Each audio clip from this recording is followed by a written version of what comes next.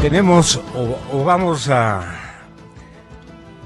obtener la concurrencia de muchísimos invitados de gran prestancia en términos de su experiencia, de su constante denuncia, de su propia investigación, de sus propios reparos, periodistas, analistas, conocedores de los temas que más han vulnerado el honor nacional. Y si alguna vez hubo en nuestros abuelos méritos de delicadeza, y esta es la palabra que yo siempre recuerdo, la delicadeza frente a los bienes públicos, a los dineros del Estado. Antes, un mero episodio, un pequeño episodio que a veces no pasaba de la duda social y en ocasiones de malas voluntades, por ponerlo en estos términos, el escándalo social era increíblemente alto. Y no solamente en la capital de la República o en ciudades de la trascendencia de Guayaquil, de Cuenca, de Riobamba, de la ciudad de Ambato, últimamente de las ciudades costeras, de muchas urbes interandinas que se han superado en base a los méritos de su gente y a los valores que han tenido en su convivencia con el resto de la sociedad. Lo que nosotros hemos asistido de últimos años, señoras y señores,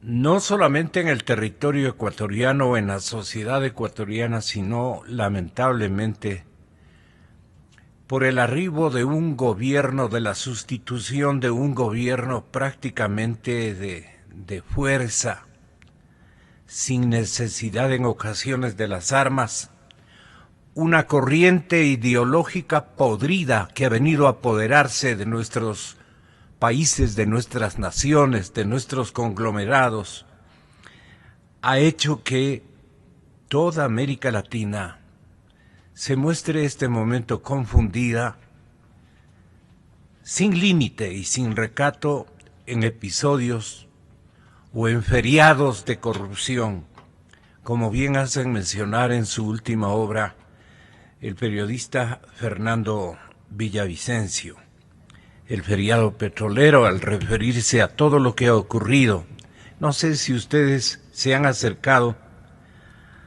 Aquí está la historia prácticamente de la administración Correa, de todos sus protagonistas de mal, y el sacrificio que han realizado. Modestamente nos incluiríamos que hemos realizado los periodistas que hemos indagado, que hemos investigado, que no hemos descansado en nuestra opción de poder comentarles, por lo menos enterarles con relativa verdad, con ansias de descubrir el porqué de tanto ultraje a los dineros del pueblo ecuatoriano, de la ciudadanía más pobre, se ha dado en esta temporalidad a la que esta mañana le vamos a llamar historia de la corrupción.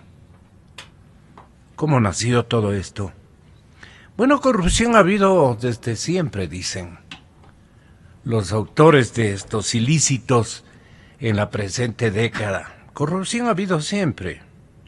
Y para mantener una ideología se requieren de puestos que rindan tributos, de enorme sacrificio para el resto de los ecuatorianos que tienen que trabajar honorablemente, honradamente, pagar sus impuestos y atender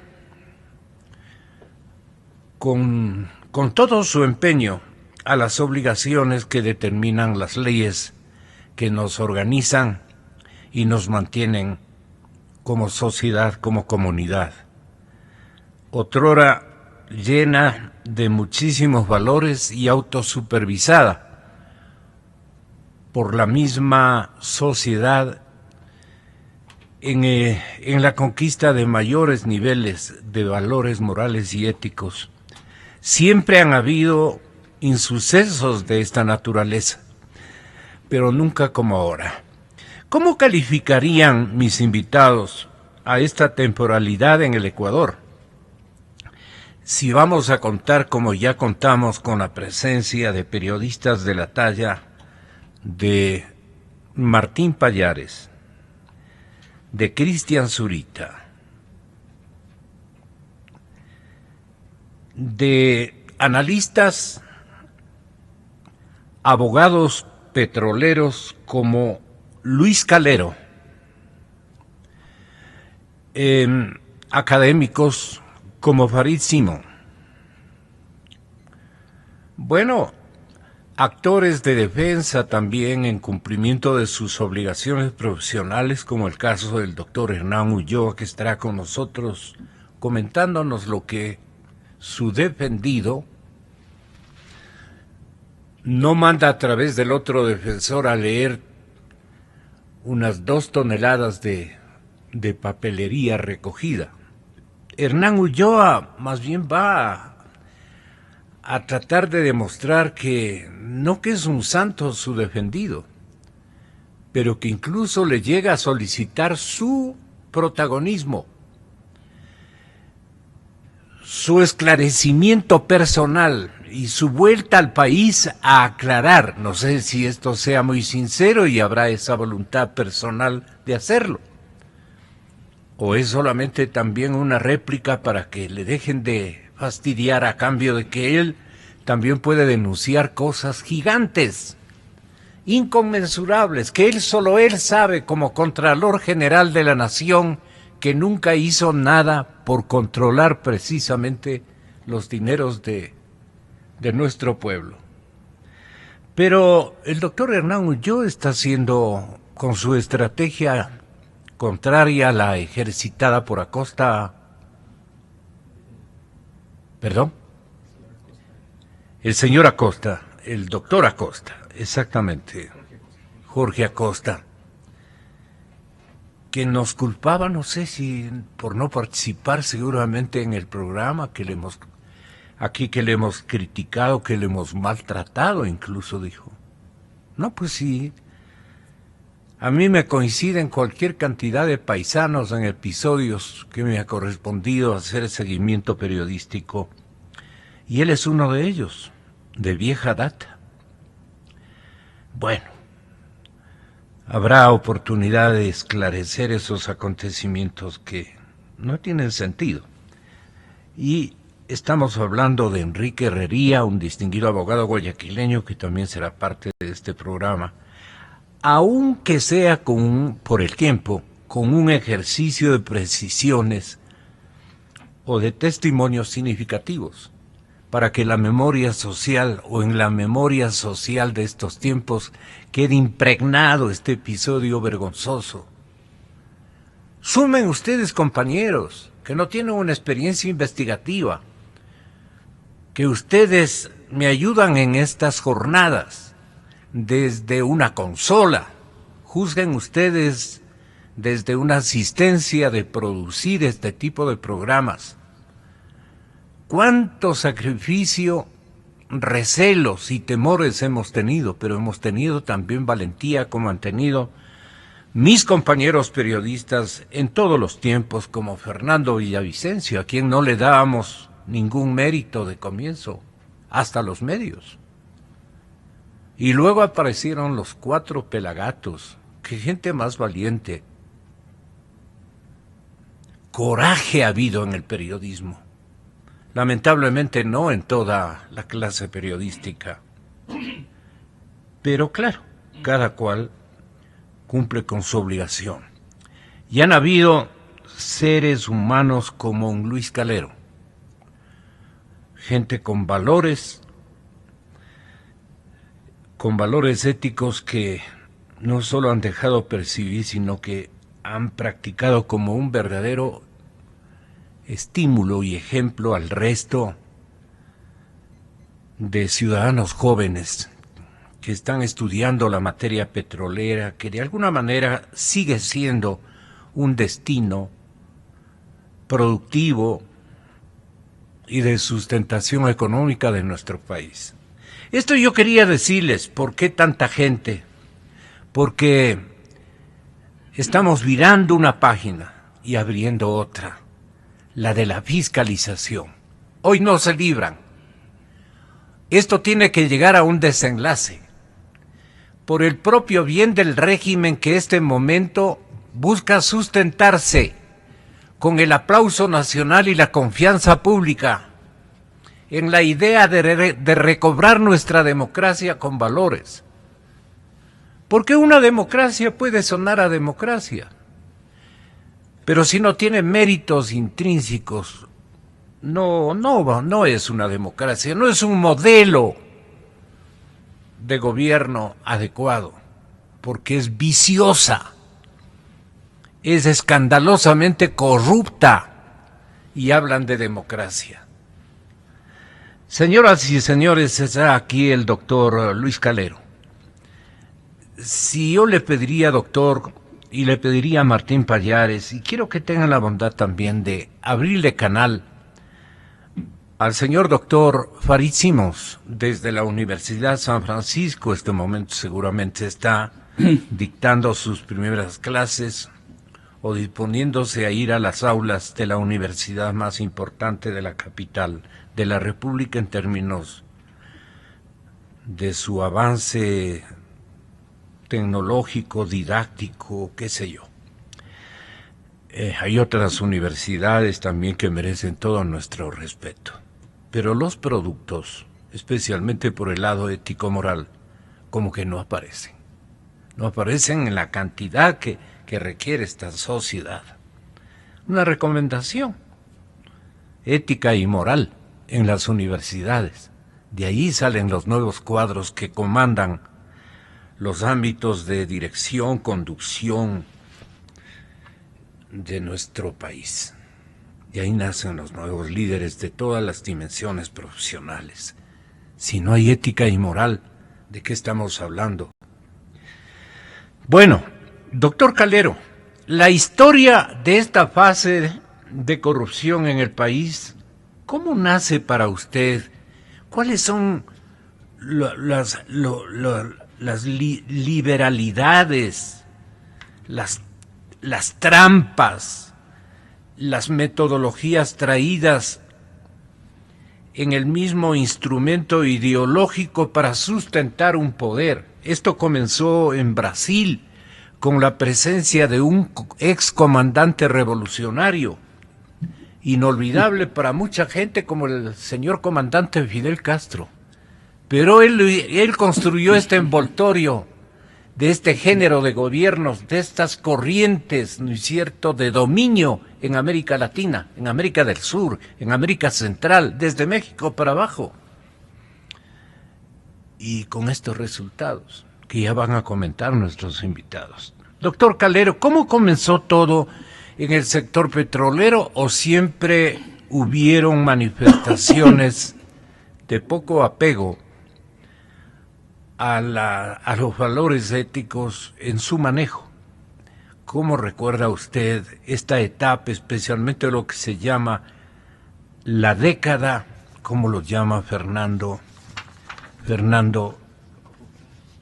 la década corrupta le llama? Y con Cristian elaboraron muchas obras que condensan tantos y tantos episodios que han ultrajado el honor nacional. Tenga la bondad, doctor Calero, y ojalá pueda referirse a mis compañeros periodistas que tienen el mérito y el respaldo de toda la comunidad, como es el caso del doctor Martín Pallares, del compañero Martín Pallares. Aquí está Cristian Zurita también, y vamos a escucharle a Farid. Muy buenos días, señoras y señores. Así más o menos queremos nosotros resaltar la historia de este feriado de sinvergüencerías e indelicadezas que han transcurrido en estos últimos años en el Ecuador. Les pido atención y les pido que se graben en la memoria lo que pasan a comentar nuestros distinguidos invitados. Voy con usted, querido doctor Calero. Bien, Gonzalo, gracias por la invitación, gracias por sus palabras respecto a mi persona. Un saludo a los oyentes y un gusto compartir esta mesa con Cristian y con Martín. Permítame sintetizar en una expresión, en un pensamiento, lo que considero ha constituido esta década respecto a la corrupción. No sin antes dejar establecido que efectivamente la corrupción no se inauguró con este gobierno, y peor aún en el sector petrolero. Esta existió desde siempre. En tiempos de la denominada partidocracia, Gonzalo, lo que existía desde mi punto de vista era sinvergüencería. Cuando algún político, cuando algún funcionario público cometía una indelicadeza, cometía un acto de corrupción, por lo menos se sonrojaba y trataba de ocultar lo que había sucedido. Pero parafraseando al expresidente Correa, quien generalmente corregía cuando se decía que estábamos en una época de cambio, y él decía, no, estamos en un cambio de época. Yo digo sí, precisamente un cambio de época. Pasamos de la sinvergüencería que existía en políticos y en funcionarios corruptos a la época del cinismo. Porque antes se sonrojaban y trataban de ocultar, ahora no, ahora son agresivos, ahora tratan de convencerle a uno que lo que han hecho ha estado muy bien. Un exfuncionario público hace un par de años me comentaba que él comentó con un alto directivo de una empresa transnacional y le preguntó cómo iba el lobbying para los contratos en el sector petrolero. Y este directivo de esta transnacional le dijo, no, ahora no es necesario hacer lobbying, ahora nos vienen a ofrecer los contratos. Entonces sí, la corrupción existió, yo digo siempre, en el sector petrolero, y no solo en el sector petrolero, porque a veces perdemos la perspectiva, centramos el análisis en el sector petrolero y nos descuidamos del resto de sectores. Pero obviamente que el sector que posiblemente mayor cantidad de recursos mueve y genera en estos, para poner como un dato referencial, en estos últimos 10 años han existido ingresos por exportación de crudo, por exportación de derivados, por venta interna de derivados, sobre alrededor de 130.000 millones de dólares. Entonces, es una cantidad suficiente como para tentarle a quien quiera en distintos ámbitos, en distintos momentos. ¿Y a qué? Digo yo, porque de alguna manera debería concretarse por qué es que se dio este cambio de época en la corrupción. Yo atribuiría entre una de las razones principales a un estilo de gobierno atolondrado, novelero y con una inexperiencia realmente pavorosa. Ese estilo de gobierno que privilegiaba, entre comillas, la rapidez con la que había que hacer las cosas, la velocidad, la urgencia, por sobre la seguridad con la que debían tomarse las decisiones, la eficiencia con la que debían hacerse los trabajos. Entonces era urgente y no importa de qué manera se haga. El fin justificaba los medios.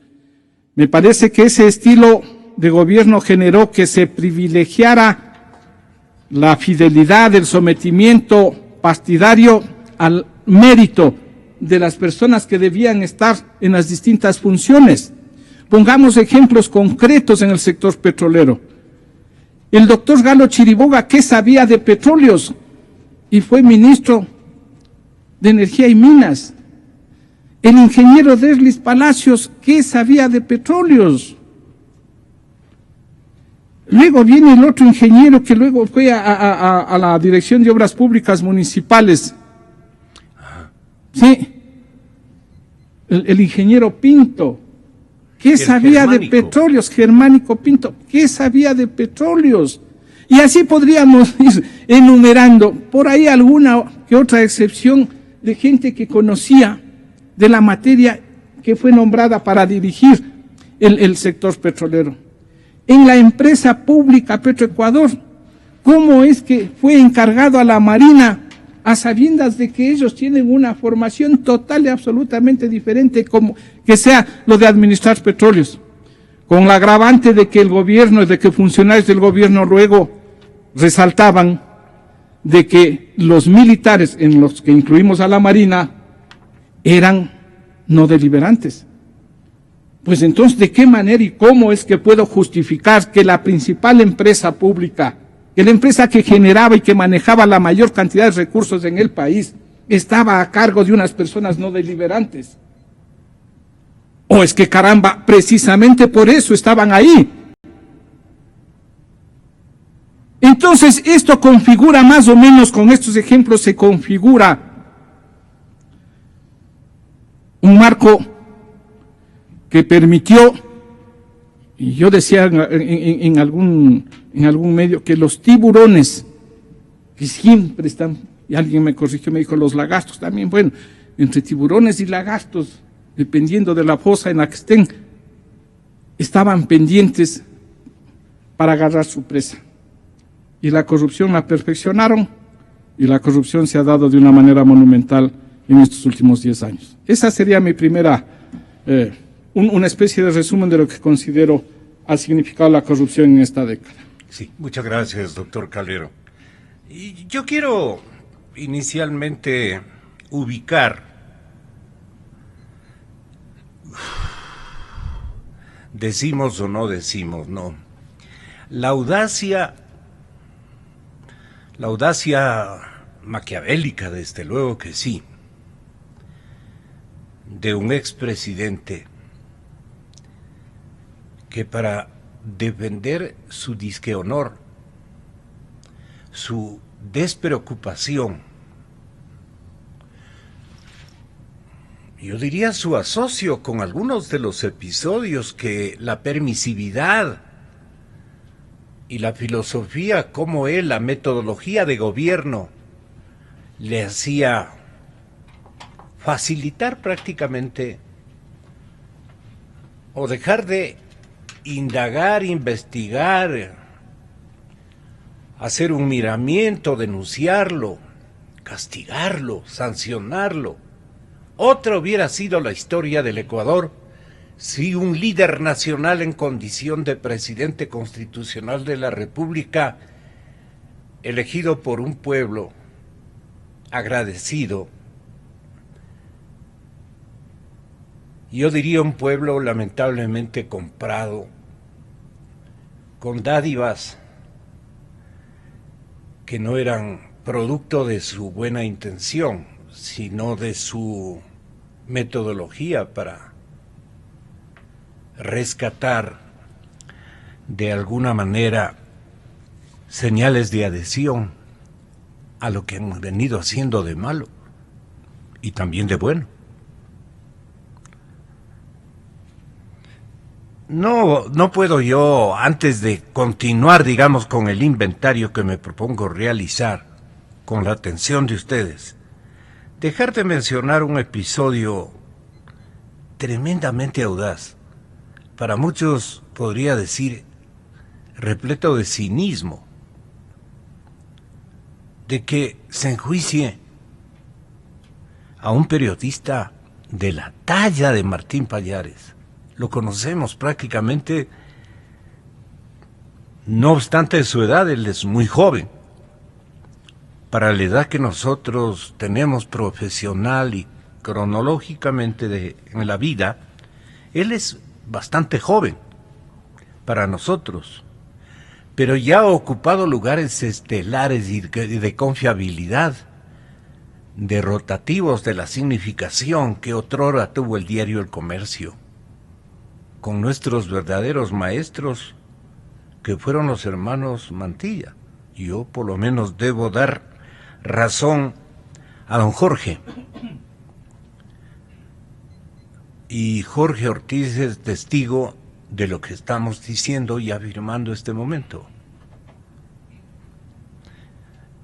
Esa especie de inculcar a sus cuadros más jóvenes al cumplimiento de una misión periodística con todas las de ley le pertenece a un sinnúmero de comunicadores que los recordamos con notable y especial simpatía. Hay un joven que se está destacando por sus méritos, su fondo, como Martín Pallares. Resulta que el día lunes tiene que concurrir ya a una primera audiencia ante tribunales de propiedad del mismo convocante a un juicio seguramente de carácter penal, porque habla de afectación a la honra. Y eso ellos sí supieron escribir castigos fortísimos para que todo el mundo tengamos recelos de manifestar y de detallar circunstancias y episodios como lo que hoy nos proponemos, pidiendo a nuestros intervinientes, por el medio, por nosotros, considerar, pero tiene que comenzar conmigo primero, la indignación me desborda. Pero bueno, tenemos a la ciudadanía nos está amparando. Silenciosamente, Martín, la ciudadanía está contigo, silenciosamente. Hay charloncitos que parecerían estar. El momento de los momentos no aparecen. Yo también soy fanático de decir estas cosas. La honra han afectado del señor presidente Rafael Correa, ha afectado Martín Pallares. Y el lunes tiene una primera audiencia. ¿No será que todo Quito, todo el Ecuador, en todas partes del mundo, como ventajosamente nos están viendo y escuchando, habrá necesidad de enviar un apoyo moral a un periodista que valientemente con sus compañeros han configurado un estamento que está representando a tanto político ocioso que se gana las curules sin hacer ningún mérito en favor de las virtudes de la colectividad ecuatoriana que siempre hemos de destacar. Bueno, señoras y señores, la audiencia es el lunes. No será necesario que todo el mundo estemos en ese escenario del tribunal, que ojalá nos puedas advertir dónde será este gran acontecimiento de reivindicación del honor del correísmo y de su máximo líder, el expresidente Rafael Correa. ¿Por qué esta demanda, mi querido? ¿Cómo has asimilado o buscas asimilar? Martín, bienvenido, muy buenos días. Gracias Gonzalo por tus palabras. Esta demanda tiene relación con lo que, básicamente con lo que estamos aquí hablando, con lo que Luis estaba refiriéndose, que tiene que ver con el tema de la corrupción. Todo nace por un artículo que yo escribo en el que trato de poner en escena el razonamiento del presidente Correa para justificar ciertos actos de corrupción, y hago un símil. Ahora él dice que se siente afectado. Fue a raíz de la declaración del expresidente Correa, era presidente para entonces, cuando dijo que Alexei Mosquera no había recibido coimas, sino que había recibido honorarios profesionales por una consultoría, y que si algún delito había cometido es no declarar ese $1.000.000 para pagar impuestos, y que se trataba básicamente de un acuerdo entre privados. Yo escribí un artículo donde utilicé ese mismo razonamiento, hice un símil y digo que es perfectamente posible imaginar al presidente Correa inventándose cualquier pretexto para cambiar las cosas, porque estoy de acuerdo en lo que dice el doctor Calero, ¿no? Creo que con este gobierno se inauguró con el gobierno de Correa se inauguró una nueva forma de cinismo. Cuando dijo esas cosas sobre Alexei Mosquera, realmente lo que estaba haciendo era una argumentación de un cinismo absoluto sobre cómo son las cosas en el sector público. Nos quiso vender el cuento de que Alexei Mosquera había recibido un pequeño honorario de $1.000.000 por una asesoría, por una consultoría, y lo que yo hice es utilizar ese mismo razonamiento en un artículo. Ahora él dice que se siente ofendido, está pidiendo cárcel y un resarcimiento económico para que se resarza su honorabilidad. Yo creo que el que tiene que pedirle disculpas al país por lo que dijo sobre el tema de Alexei Mosquera es el propio presidente Correa. Ayer elaboró un Twitter también anoche, que le pudimos hacer un seguimiento al presidente. Pero ¿qué es lo que está recordando? Y vale la pena que nuevamente le recordemos a la gente lo que el señor presidente dijo de Mosquera. Cuando recibe este depósito Alexei Mosquera en febrero del 2011, no era funcionario público. Por eso se lo está acusando de lavado de activos, lo cual yo también creo que es difícil de probar, y lo que sí es claro es que ha habido evasión tributaria, porque no ha declarado ese $1.000.000 supuestamente depositado en un banco de Andorra, que por si acaso tampoco es ilegal, es antiético. Si lo hubiera facturado eso que recibió de Brecht, prácticamente no habría aquí ilícito, porque el ilícito es no haberlo declarado y no pagar impuestos. Es que fue una coima Toachi Pilatón. Bueno, demuéstrenlo, pero qué difícil que es creer que sea una coima, ¿cuánto? Más de 3 años después de que se firmó el contrato y 2 años después de que se terminó el contrato. La culpa es de la Fiscalía.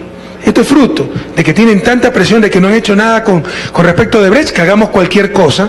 Comete un error garrafal en el boletín de prensa que manda y dice que Tacla, que es el funcionario de Brecht que está en España y que hace estas denuncias, en su declaración señaló que la empresa brasileña habría entregado a Alexei Mosquera $1.000.000 para agilizar el trámite relacionado con la hidroeléctrica Toachi Pilatón en su fase de ejecución. Y les insisto, qué raro que le den $1.000.000, más de 3 años después de firmar el contrato, 2 años después que se termina el contrato y cuando ya Alexei Mosquera había dejado de ser ministro hace también 2 años. Lo más grave, eso nunca lo dijo Tacla, eso es invento de la Fiscalía. Hemos revisado esas declaraciones y yo invito a la Fiscalía que me refute. Hemos revisado de arriba a abajo la declaración de Tacla y por ningún lado dice que esto tiene relación con Toachi Pilatón. Aquí va a haber sanciones, con todo respeto, para los fiscales que indujeron al fiscal general a terrible error. Y si no se sanciona ya tendrá que actuar la Asamblea, porque no puede ser que se trate con tanta ligereza estas cosas. Martín, ¿cómo es que tú replicas esta relación informativa, entre comillas, del señor expresidente Correa? Yo en el artículo lo que hago es un símil y digo que con esos argumentos se puede decir cualquier cosa. Entonces lo que yo decía es que no sería difícil imaginarse al expresidente Correa entrando a una casa y luego saliendo de esa casa con un paquete de joyas, y cuando es sorprendido y le preguntan qué hace con esas joyas, él podría decir tranquilamente, y insisto en la imaginación, él podría decir que no, que entró a regar las plantas y que cuando estaba regando las plantas vio que habían unos objetos brillantes tirados, los tomó, los sacó, y que lo único que quería hacer es preguntar a quién pertenecían esas joyas, porque acabamos de escuchar, con esos razonamientos podemos darle la vuelta a todo. Se puede se puede robar, se puede cometer cualquier crimen, le damos la vuelta, le ponemos otras palabras y chao, no pasa nada. ¿Y qué dice la demanda? La demanda dice que yo le he afectado su honra. Y me pone la demanda junto con su abogado Caupolicán Ochoa. Y es el día lunes a las 10 de la mañana en el sitio judicial, en el complejo judicial norte, donde tengo la audiencia y tengo que defenderme. Yo he pedido al juez que vaya, al presidente Correa, que si él está convencido de lo que dice, que si él es responsable de las cosas que dice y afirma, vaya y sostenga su acusación. Y lo que yo digo es que ese sería un momento perfecto para que el expresidente Correa pida disculpas por las cosas que dijo sobre Alexei Mosquera, que ahora que lo hemos vuelto a ver y estábamos aquí comentando, es de un cinismo pero monumental, ¿no? Y luego que ya hemos sabido el desenlace de este tema, creo que sí, insisto, el que se merece disculpas es el pueblo ecuatoriano por las cosas que dijo su mandatario sobre este tema. Cristian, a usted, compañero Cristian Zurita, invitado también a este programa de inventario del feriado de la corrupción, de la década de la corrupción. ¿Qué le recuerda a usted cuando tuvo que librar una batalla, si no similar en contenidos, digamos la iracundia que primó en el comportamiento en esos tiempos del señor presidente de la República? Y ustedes fueron los primeros en recibir esa réplica, incluso de carácter legal, ¿no? De una demanda, recuerdo, de alguna manera. Pasaron unos días un poco agrios. Cristian, bienvenido a la cadena Democracia. Es un gusto, un placer, un saludo con todos los oyentes. Tengo la impresión que la misma trama que se dio en el año 2011, cuando nos iniciaron el proceso judicial a Juan Carlos Calderón y a mí por la publicación de El Gran Hermano, se repite ahora en el caso de Martín Pallares. Es sobre todo porque creo que Rafael Correa necesita defenderse de las acusaciones que le hacen.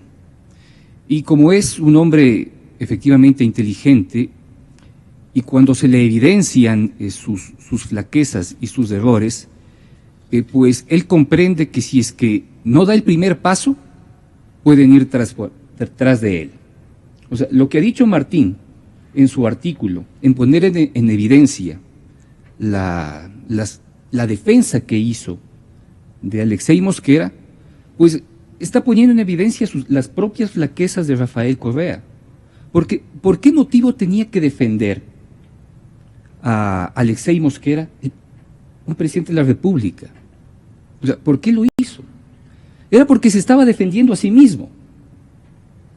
Y ahora se sabe que se estaba defendiendo a sí mismo porque se hicieron públicos los documentos de Itamaraty, en los cuales se evidencia a través de los cables de la diplomacia brasilera, que él fue quien negoció con los brasileros Toachi y Pilatón. En el 2005, cuando era ministro de Economía y Finanzas. Entonces, como efectivamente lo ponen en evidencia, él siempre tiene que dar el primer paso para efectivamente curarse en sano. Algo similar que sabe hacer el actual vicepresidente de la República. Cuando se le acusa, él da el primer paso. Entonces, es la mejor manera de defenderse, pues, ¿no? O sea, yo voy a la vanguardia de este hecho en el cual se me acusa, ¿sí? Con ciertas diferencias. Rafael Correa siempre lo hace en defensa de su honor, ¿sí? Ahora el actual vicepresidente Jorge Glass lo hace para que supuestamente se lo investigue. Y no tenía, de alguna manera, a mi criterio, otra posibilidad. Porque el momento en que Martín lo deja en evidencia, pues para curarse, no en sano, sino jurídicamente, tiene que dar ese paso para que efectivamente tenga una sentencia favorable y diga, miren, yo aquí soy inocente, aquí se ha comprobado de que efectivamente yo no he cometido nada, de que es el que comete los agravios es el periodista y seguramente será sancionado. O sea, ese es un poco esa es un poco la condición. Y habrá jueces, sí, habrá jueces que se comportarán a la medida de las peticiones del expresidente de la República, tal como sucedió con la Comisión Anticorrupción, ¿sí? Sentenciando a toda esta tarea de hombres ilustres de la República. Entonces, yo cuando lo escuché y cuando de alguna manera anunció este proceso en contra de Martín, dije, bueno, aquí existe un modus operandi, porque sí, tienen un modus operandi, ¿no? Tienen la justicia además a su favor. Recordemos que ellos cooptaron y se apoderaron de ella y pueden hacer lo que quieran, Dentro de estos 10 años es como que si, viendo en retrospectiva, fue su objetivo. O sea, y no tenían otra alternativa para cometer todos los atracos y excesos que han cometido, pues cooptar y apoderarse de la justicia y manejarla a su antojo. ¿Cómo lo hacen? Entonces, en términos políticos, podrán decir que hicieron un proceso de renovación de la misma, que la justicia tiene otras condiciones, pero todos sabemos que ellos la manejan. Así es, Cristian. ¿Cómo podemos replicar, contrastar esto que dice, por ejemplo, hace muy pocas horas, anoche, doctor Calero, Martín, anoche el señor presidente y Cristian, el señor expresidente Correa dice que a la prensa lo que menos nos importa es la verdad. No, pues, a la inversa, señor presidente, señor expresidente. La costumbre 10 años. Bueno, esto es lo que dijo. Aunque la verdad es hace rato lo que menos importa. Ahora la prensa posiciona que yo aseguré que Alexei Mosquera recibió $1 millón en el 2011. Eso lo dijo el delator Tacla, lo recogió la Fiscalía y profusamente así lo publicaron los mismos medios de comunicación. Si ustedes recuerdan, ¿qué es lo que anuncio tenemos grabado? No tenemos la intervención del señor presidente, del expresidente. ¿Perdón? No, la de anoche. Ese es un Twitter. Ya, perfecto. Mil perdones. Entonces te toca a ti y luego vamos a escucharle al doctor Calero el compendio de su reacción eminentemente ciudadana al escuchar estas versiones e interpretaciones. Martín, aunque la verdad es hace rato lo que menos importa, ahora la prensa posiciona que yo aseguré que Alexei Mosquera recibió $1 millón. ¿Tiene usted esa partecita? Cuando recibe este depósito Alexei Mosquera en febrero del 2011, no era funcionario público. Pero recibe. Sí, es absolutamente irrelevante que él lo haya dicho o que no lo haya dicho. Lo que importa es que aquí hubo un hecho que fue conocido por la justicia brasilera que supo la Fiscalía ecuatoriana.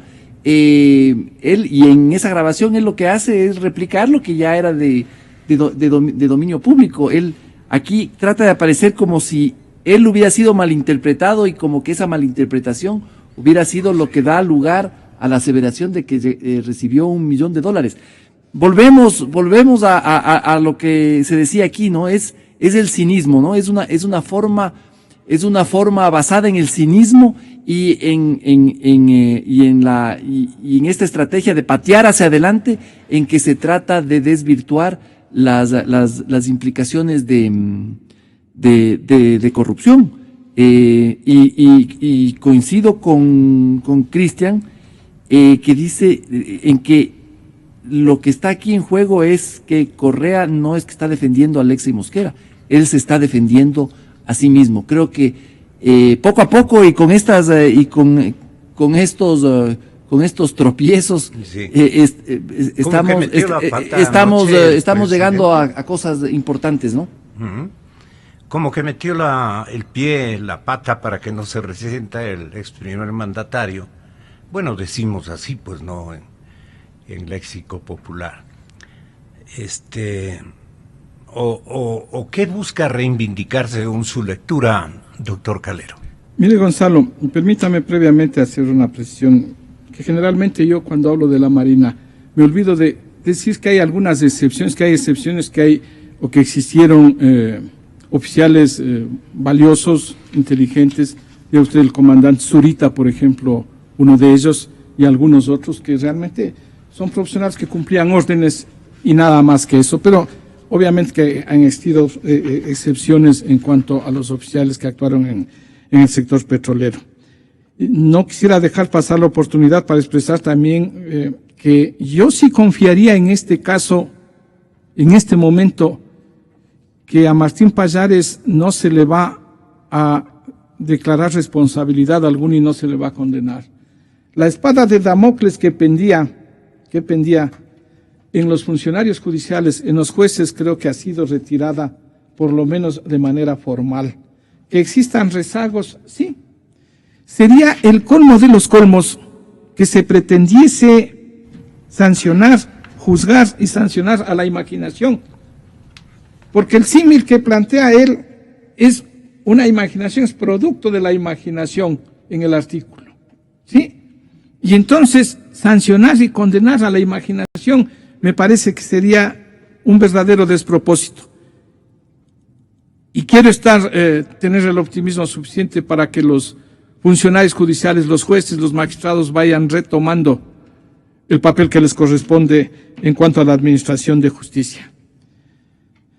Usted señalaba hace un momento, Gonzalo, la expresión del presidente, del expresidente, respecto de que la prensa no dice generalmente la verdad o no dice la verdad. Yo digo, caramba, cuando esa prensa casi de manera unánime en el 2006 hablaba de él, ¿decía la verdad o no decía la verdad? Parecería que no dijo la verdad entonces la prensa en el año 2006, de acuerdo a las expresiones del propio señor Correa. Y él va siendo, Gonzalo, prisionero de sus propias palabras.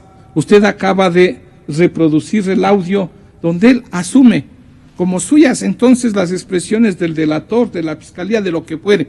Él dice paladinamente, pero en definitiva, en el fondo no se trata de discutir si lo dijo de mutuo propio, si lo dijo reproduciendo, si lo dijo con una fuente o con otra fuente.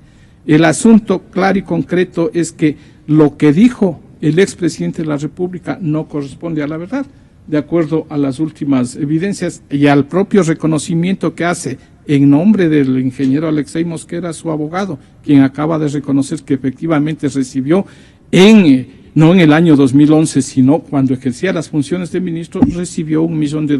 Ellos dicen en concepto de honorarios por una consultoría, que tampoco es el tema en análisis. Precisamente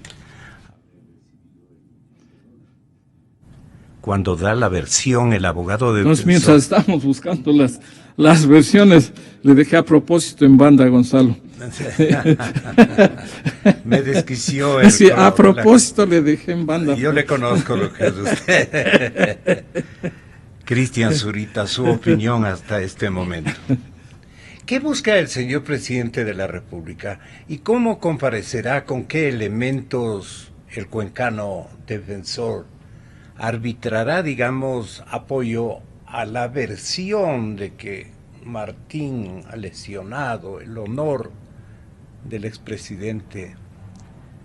El honor del expresidente. Entonces, ahí estamos, realmente necesitamos una opinión global. Seguramente la posición de defensa jurídica se sustentará en los vicios jurídicos que han presentado siempre a su favor. Entonces, el tema central de ellos es la honra, ¿no? O sea, no existe mayor derecho en la sociedad que la honra. O sea, la honra... Pero la honra solamente de él y tal vez de los que le conviene que estén dentro de su entorno. Desde el 2010 en adelante establecer que la honra es el derecho siempre a defender de la sociedad. Para ellos. Claro, entonces a nombre de la sociedad lo hacen para ello. No entiendo o no sé qué argumentos mayores puedan ofrecer, porque en realidad Martín tiene muchas cosas para defenderse y de hecho podría plantear jurídicamente una gran cantidad de preguntas que puedan abrir camino a otros procesos. Yo a veces pienso que los exfuncionarios de este régimen se olvidan de lo grave que es un juicio penal, porque si bien les da la oportunidad de atacar, pues uno también tiene la posibilidad de defenderse, ¿sí? Y es ahí donde efectivamente quedan en evidencia. Yo recuerdo en el tema del Gran Hermano, cuando el presidente nos acusó de haber acabado con su honra y que efectivamente había sufrido graves perjuicios emocionales, nosotros le pedimos que por favor presente las facturas de los pagos que hizo a su psicólogo para superar este grave problema. Y eso es ponerlos en evidencia. O sea, jurídicamente no nos sirvió de nada porque perdimos el juicio, ¿no? Claro. Y luego al fin y al cabo, nos terminó perdonando por todos los temas que se sucedieron internacionalmente. Pero yo creo que Martín tiene muchas posibilidades de defenderse jurídicamente y eso presentarlo ante la opinión pública como una verdad. O sea, él tiene una gran posibilidad, ¿sí? Yo sigo pensando que no soy positivo en esto, soy pesimista, creo que Martín va a perder ese proceso, pero creo que va a tener la oportunidad histórica de dejar en evidencia quién es Rafael Correa y el comportamiento, ¿sí? En este caso, que no es el mayor, que no es el de peor corrupción en el país, en el caso Odebrecht, ¿no? Es por donde creo que se va a romper la cuerda de toda la corrupción del Estado, pero no es el principal y no es el peor, no es el peor. Y esa oportunidad va a tener Martín, o sea, Martín va a poder poner como argumento el propio informe del gobierno de la unidad jurídica de Andorra, en el cual reflejan que Mosquera sí recibió $1 millón y cómo lo defiende. Yo no entiendo cómo tiene la capacidad de defenderlo. Si hacemos una retrospectiva al año 2008, cuando se dio el problema de San Francisco, cuando se descubrió que San Francisco prácticamente estaba destruida, el mayor defensor de la empresa fue Alexei Mosquera. Y el presidente no dijo nada. O sea, quien defendió a muerte a la empresa por los actos de Odebrecht en el año 2008 fue Alexei Mosquera. Y en esas mismas condiciones fue él quien firmó el contrato de Toachi Pilatón, que paradójicamente nunca lo construyó Odebrecht, y sin embargo es por ese caso en este momento que el tema de la corrupción y los sobornos está saltando.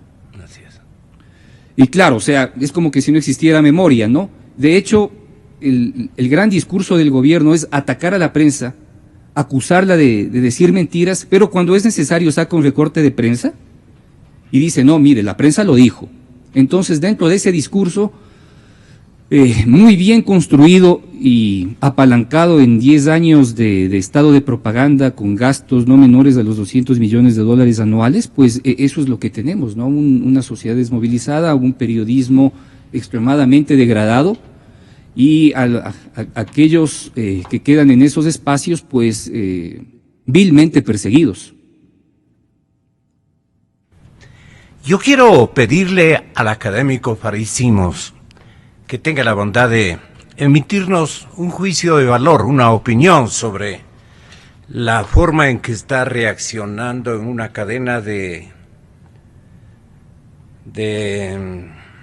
pseudo verdades, de rectificaciones o ratificaciones, de esclarecimientos, de lo que quiera hacer el presidente Correa, pero ya no es la época, como que ya no es el tiempo en que todo el mundo era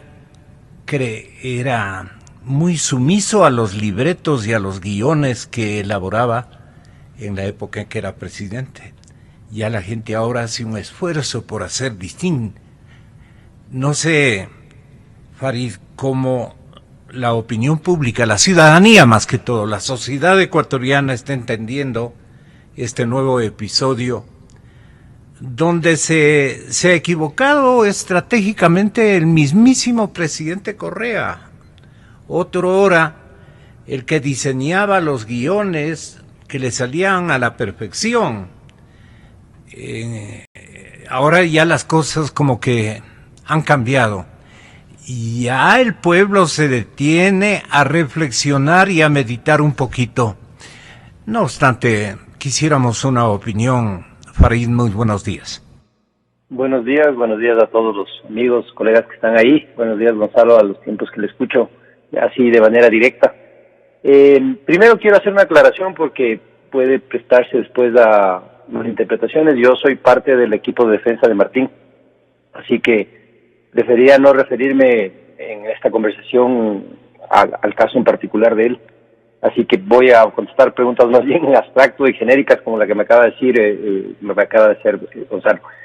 A ver, me parece que hay tres circunstancias que marcan la diferencia de esta práctica anterior de comunicación y de disminución de todos los hechos graves a partir de un aparato de propaganda y de comunicación muy potente y de una alianza con instituciones que no cumplían con su trabajo y que simplemente lo que hacían es eco de lo que el presidente decía. La primera es, al no estar en el centro de la acción, el presidente de la República no puede controlar todos los canales de información y comunicación que tenía antes. Tiene su Twitter con muchos millones de seguidores, todavía tiene algunos adeptos o todavía se reacciona en algunos medios públicos a partir de la información que presenta Correa. Tiene la columna en el Telégrafo, que se está volviendo cada vez más larga y aburrida.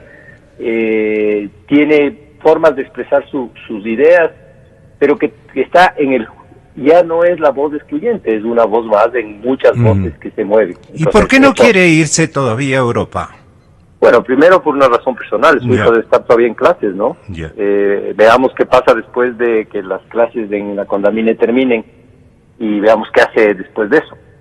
Yo entiendo que en estos momentos es eso, ¿no? Él dijo públicamente que la razón principal de no presentarse a la reelección o no aceptar seguir en lid política, retornar al seno familiar. Era un tema familiar y su hijo está aquí todavía en clases, así que mientras no termine ese proceso, no termine el año escolar, no podemos todavía discutir por qué sigue aquí. Y la ex primera dama también ejercía. Claro, está trabajando. Así que me imagino que por lo menos, a pesar de que generalmente yo tengo muchas dudas de las cosas que dice Correa, esperemos a que se cumpla la fecha y ahí podremos empezar a discutir sobre su todavía presencia. Ahora, la manera en que ha estado presente en la política en estas semanas hace que dé igual donde esté. Si está aquí o está allá, igual va a escribir columnas, está aquí o está allá, va a decir cosas, está aquí o está allá, va a hacer trinos en el Twitter. Entonces esta primera cosa ya no tiene esta capacidad de que su discurso, sea el sábado, sea en su comparecencia el lunes, o sea su comparecencia en los medios del jueves o el miércoles o todos los días de la semana, tengan este impacto que marcaba la agenda, los temas de debate y la acción de la función pública. Que hay que recordar que no solamente era el debate, sino que la función pública, las instituciones del Estado se movían alrededor de lo que él decía.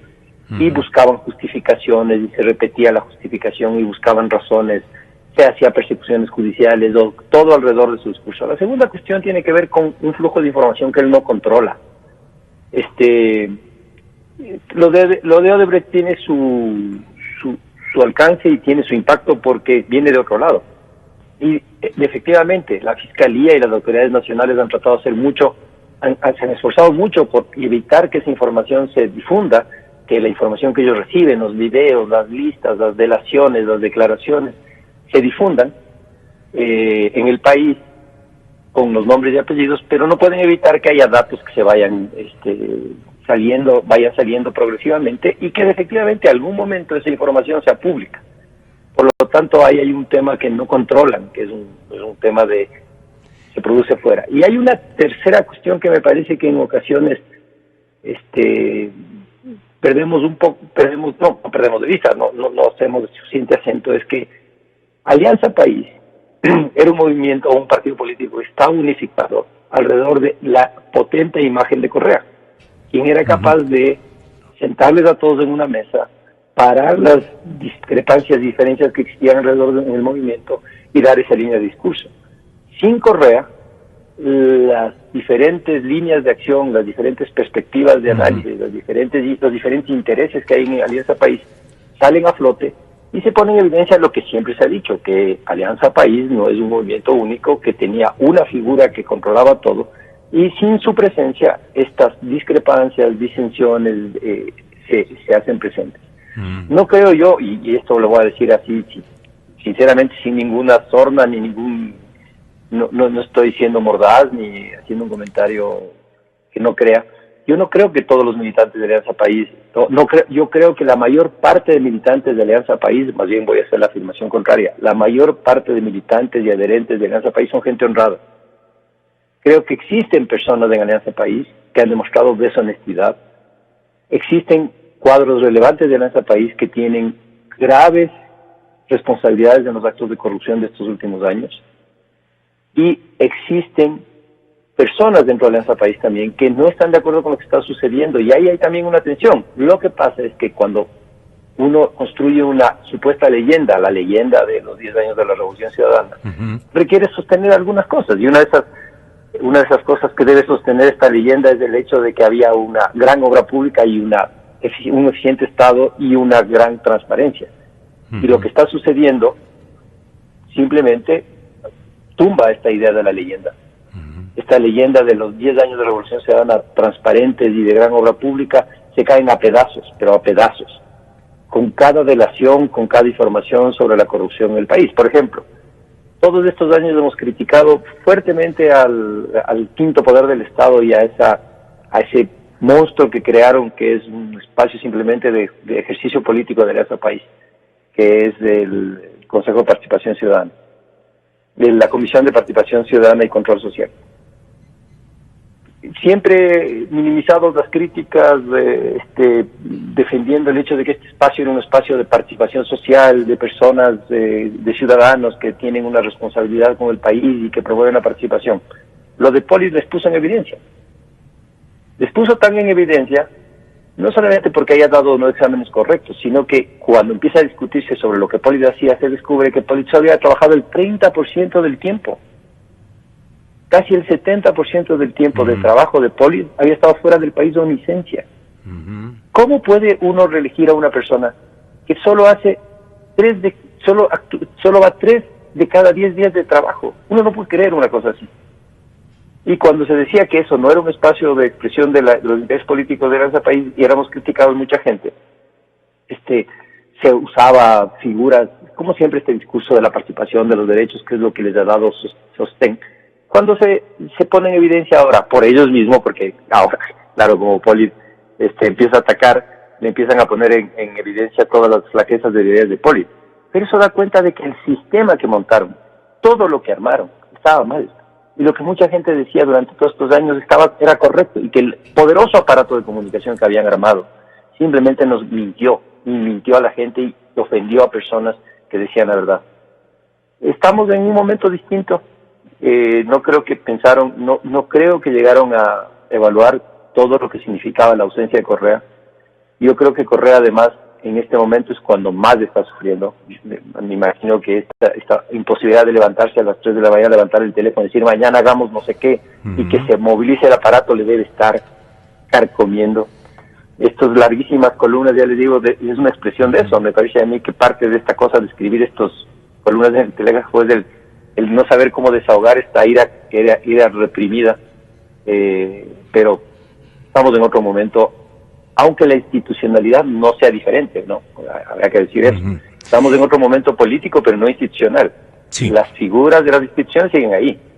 Alianza País está en la Asamblea Nacional, fiscal cercano a Alianza País, Consejo de la Judicatura, presidente cercano a Alianza País, el subcontralor cercano a Alianza País, la Comisión de Participación Ciudadana cercana a Alianza País. Entonces, digamos que la política es distinta, la institucionalidad no. Eso está muy bien dicho. Doctor Calero, este momento pueden equivocarse tácticamente los actores cupulares de Alianza País,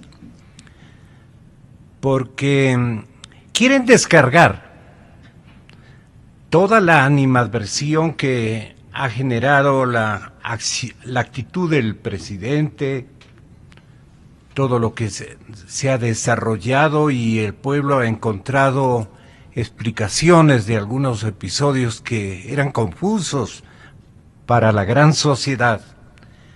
Hoy está haciendo el pueblo ecuatoriano un seguimiento, y a mí me da satisfacción oír a la gente de la clase media comentar estos temas, de la clase media que denominan los sociólogos clase media baja, hablar de esto con propiedad. O sea, la gente ya se da cuenta. Y hay también acertos audaces, poco sinvergüenzones de algunos compatriotas que dicen, bueno, pues, pero ya está. Pero el único hombre que ha hecho en función de nosotros ha sido Rafael Correa. Esa es una especie de pasión que ha despertado el ex primer mandatario. No son todos. Las cosas están revisándose ostensiblemente. ¿Por qué traigo a colación esto? Porque me parece, doctor Calero, que cargarle esto a Polit les puede resultar las cosas al revés. Polit no es ningún pintado. Polit es un estratega que sabe defenderse, y sus ausencias, haciéndose el que revisa sus negocios en Nueva York y en Miami, negocios de cafés y cosas que ha logrado instalar en estas dos urbes norteamericanas, más lo que él sabe, cuántas cosas con el mismísimo presidente Correa deben haber elaborado en conversaciones, en consideraciones mutuas, en coincidencias o diferencias que establecían en los típicos almuerzos semanales a los que asistía el contralor Polit al Palacio de Gobierno a almorzar con el presidente. ¿Cuántas veces aquí yo denuncié ese hecho? Porque yo quería que la gente vea el grado de contagio, de conveniencia, de compromiso, de mutuos perdones, de acuerdos que tenían ellos en cosas que no me atrevo a adjetivizarlas, porque todavía funciona un aparato complicado, especialmente en el lado de la justicia. Entonces, yo lo que este momento apelo es a lo dicho por Hernán Ulloa. A ver, un ratito, ¿quieren ustedes molestar a Polit? Ustedes que nunca se han distinguido o han incursionado en el menor episodio de fiscalización, ¿quieren ahora ponerle en el asadero a mi defendido? Se equivocan, dice Hernán Ulloa. Su deseo es venir al Ecuador a defenderse en libertad. Hemos presentado una serie de escritos pidiendo la revocatoria de esa infame orden de detención, y el juez de la causa, Luis Enríquez, no despacha un solo documento. Cualquier juzgamiento político, administrativo, judicial, en ausencia, es total y absolutamente inconstitucional. Quieren justificar años de no haber fiscalizado y están buscando una cabeza visible como trofeo para decir aquí estamos. Y se han tomado con el doctor Carlos Polit Fayón. Teleamazonas. Esta fue una entrevista de Teleamazonas, nuestra fraterna cadena de televisión nacional. Bueno, yo quiero que tengan la bondad de hacernos conocer su opinión de lo que puede acontecer posteriormente. Cristian, doctor Calero, compañero Martín Pallares, porque tenemos que pasar a la típica cadena de la Asamblea Nacional y luego vamos a retornar ya en persona, en el micrófono, el señor doctor Hernán Ulloa, pero de gana me anticipé. Doctor Ulloa, nos aguarda un momentito, tenga la gentileza. A ver, Cristian. Perdón, el doctor Caldero tenía el uso de la palabra. Mire, Gonzalo, siempre me ha revelado a mí, me he revelado ante el hecho de que quien ponía la agenda para los medios era el señor Correa. Y como que ahora continúa a través de un tuit, un mensaje en una red, todavía estaría como que señalando la agenda de los medios. Yo creo que sí. Hasta este momento. Sí, Gonzalo. Lamentablemente, digo, no, me disgusta esa situación. Y yo creo que bien hace o bien ha hecho el presidente Moreno en desestimar algunas actitudes negativas, confrontacionales del expresidente Correa y de sus seguidores fervientes, seguidoras fervientes. Y él con ciertas decisiones diametralmente opuestas a lo que hizo durante 10 años el economista Correa, está dando respuestas contundentes, categóricas, y está enrumbando por otro lado lo que debería ser la agenda de discusión nacional. ¿Cuál debería ser esa agenda? Sí, preocuparse de los problemas básicos y fundamentales, si bien todavía no, y eso debería haberlo y deberá hacerlo, creo que lo hará paulatinamente, debería haber hecho evidenciar, publicitar el estado, por ejemplo, de la economía, el estado real de la economía, para que con esa base podamos todos tratar de contribuir a la búsqueda de soluciones, porque eso es lo que le conviene al país en su conjunto. El tratamiento que él mismo está dando, o sea, yo digo un poco desmontando el estado de propaganda, que todavía hay rezagos, como por ejemplo estas cadenas, todavía hay rezagos, pero el hecho de que él ya no esté todos los días a cada momento y que no sea el actor principal y que el gobierno cada vez que uno dice algo le sacan una cadena replicándole, etcétera, etcétera, es otra demostración de que él está yendo por otro camino.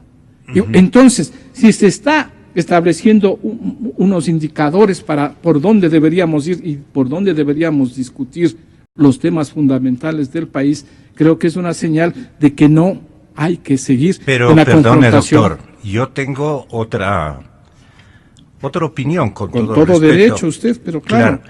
Además, a mí me parece, además, doctor, y Cristian y Martín van a decir lo suyo también, que me parece importante. Si no ubicamos un desenlace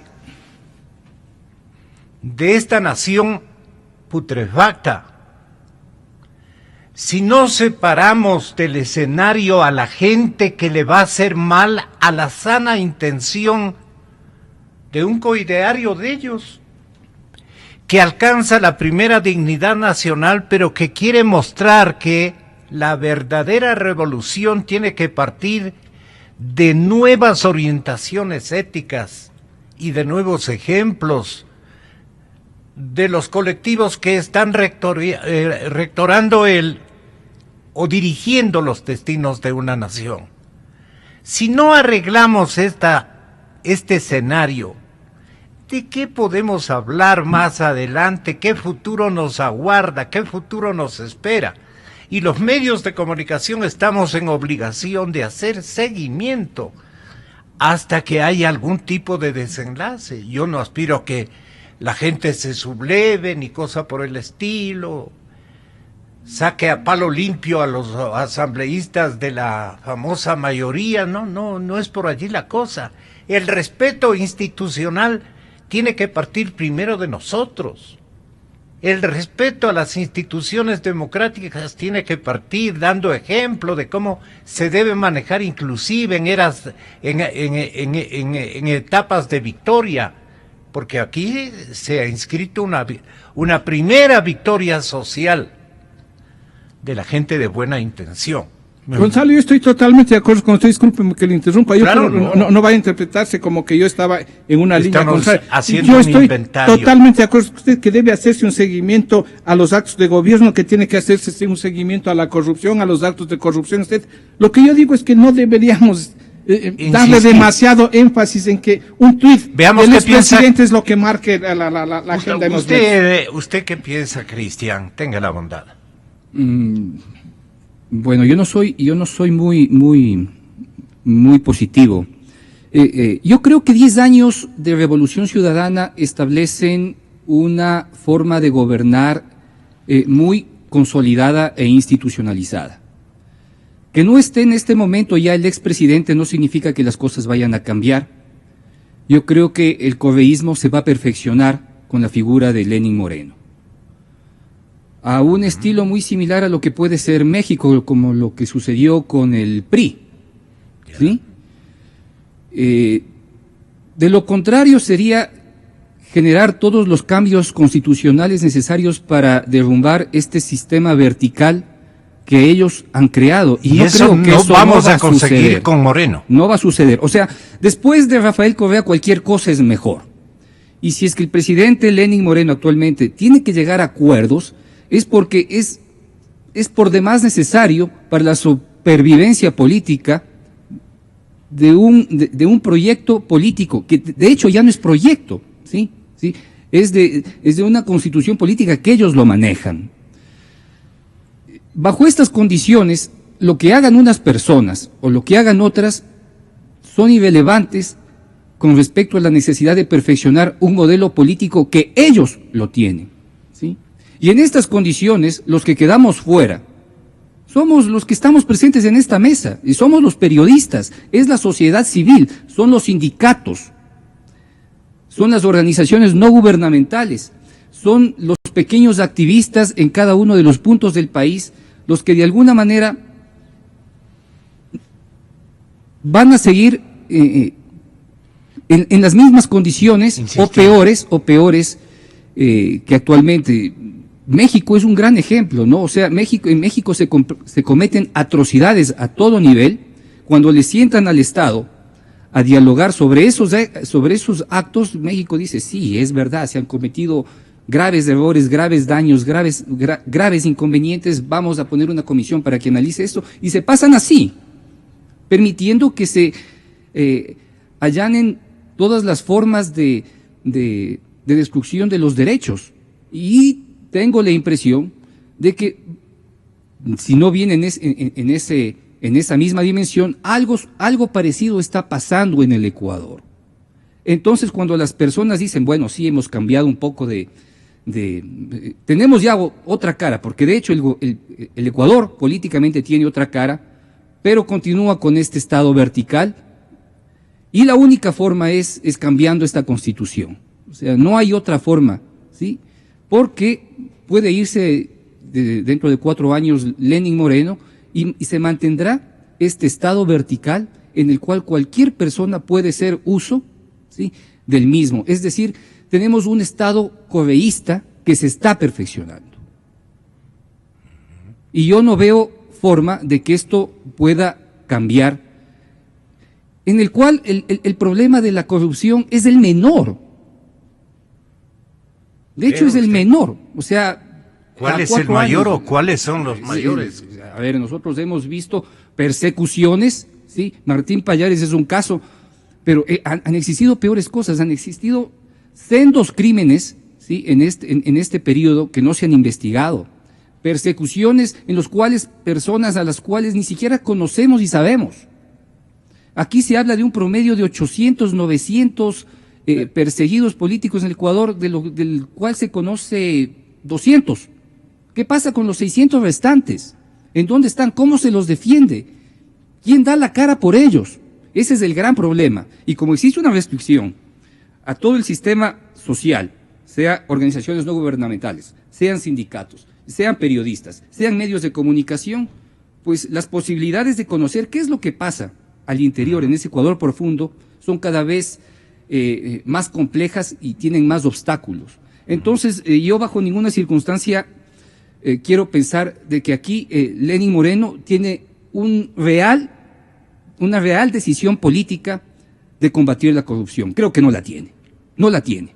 Y yo no le doy los 100 días que el resto de gente efectivamente cree que le puede dar a este gobierno, porque efectivamente al interior creo que son los mismos y encubren la corrupción. que dicho sea de paso, es la peor que ha existido, ¿sí?, en toda la historia republicana del Ecuador. Su lectura, Martín Pallares. Bueno, yo creo que no tenemos más. A ver, lo único que sobre lo que podemos hablar es sobre lo que va ocurriendo, ¿no?